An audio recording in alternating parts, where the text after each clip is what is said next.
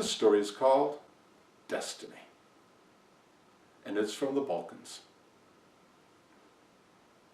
There is a man who is always bothering his friends with the same question. What's my destiny? What am I to be?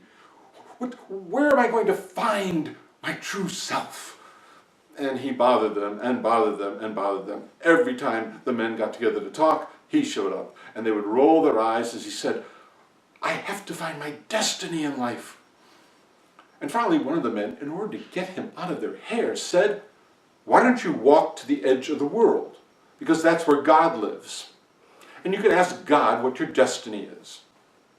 And this man thought to himself, that's perfect. If anybody can answer that question, it's got to be God.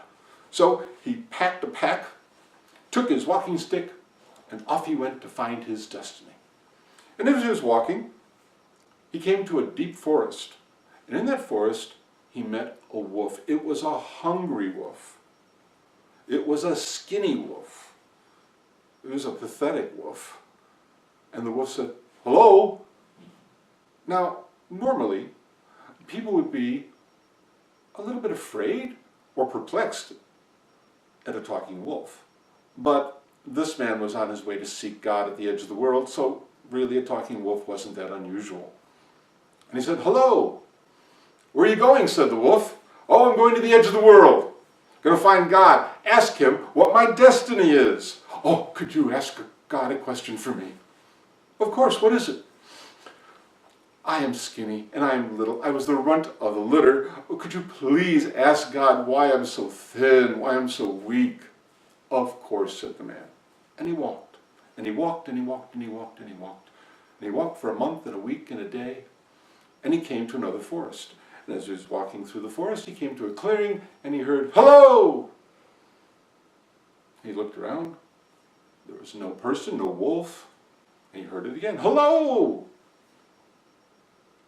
And it turned out to be a tree talking to him. Well, after you've met a talking wolf, a talking tree is not that unusual. He said, hello. The tree said, where are you going? I'm going to the edge of the world to find God and ask him what my destiny is.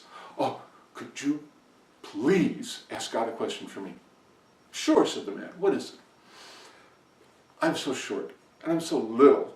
And all my brothers and sisters around me are big, huge, tall oak trees. And here I am, I'm barely more than a shrub. Ask God why I'm so stunted. I will, said the man. And he walked.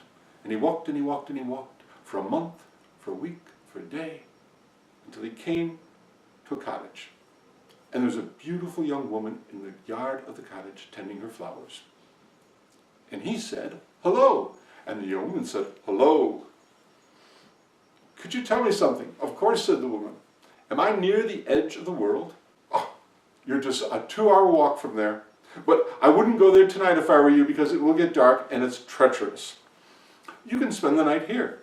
And so she made him supper and made up the guest bed in the guest room. And she asked him, why are you going to the edge of the world? Oh, I'm going there to find God. Oh, why? Well, I'm going to ask him what my destiny is. And I've got some other people along the way, and I'm going to ask questions for them too. Well, when you see God, could you ask a question for him, for me? Sure, I can ask. What is it? Could you ask God why I'm so lonely? I'm always lonely. Sometimes I even cry because I'm so lonely. I'll ask God when I see him. And the next day the man said his goodbyes, and he walked to the edge of the world, and there was God floating in the air. By this time, the man thought he had a very good relationship with God. I mean, he had traveled for hundreds of miles to see him.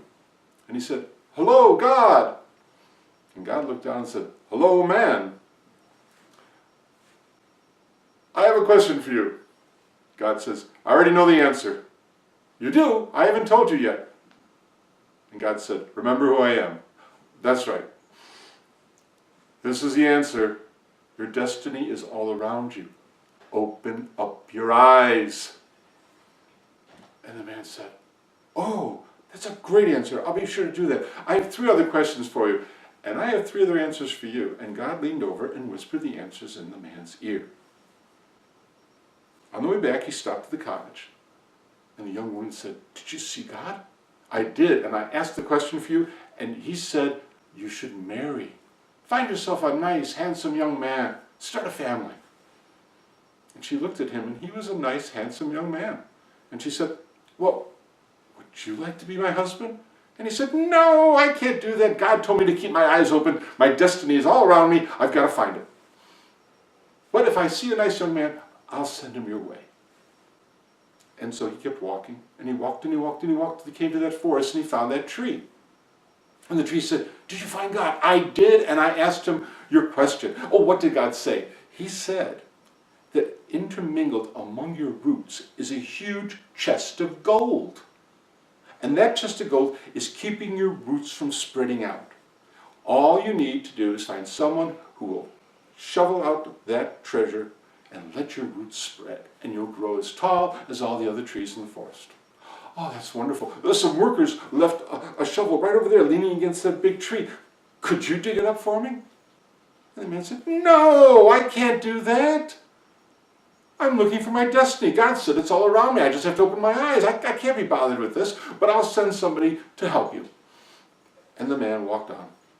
And he walked and he walked and he walked and he walked and he kept on walking till he finally came to the forest where he met the wolf. And that scrawny wolf came out and said, "Hello." The man said, "Hello, how are you, my friend?" He said, "Not too good. Did you see God?" "I did." "And what did God say?" "God said, you're not eating enough. God said you should eat the next fool you come across." And that's just what the wolf did.